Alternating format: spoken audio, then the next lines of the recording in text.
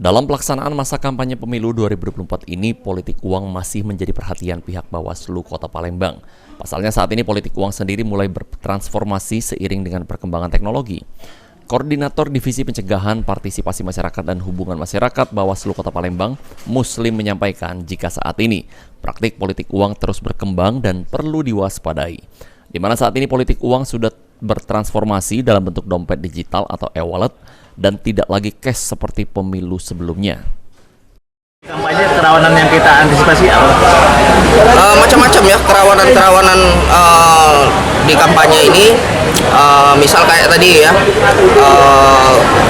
politik uang ya, politik uang di masa kampanye yang sekarang nih sudah mulai bertransformasi menjadi e-wallet seperti itu dan lain sebagainya, banyak sebenarnya. Ditambahkan Muslim dengan praktik politik uang yang kini sudah bertransformasi akan memudahkan peserta pemilu dalam praktik politik uang tersebut dan mempersulit Bawaslu dalam mengawasi pelanggaran-pelanggaran. Untuk itu Bawaslu Palembang akan membentuk tim khusus. Sandi Pratama, PAL TV.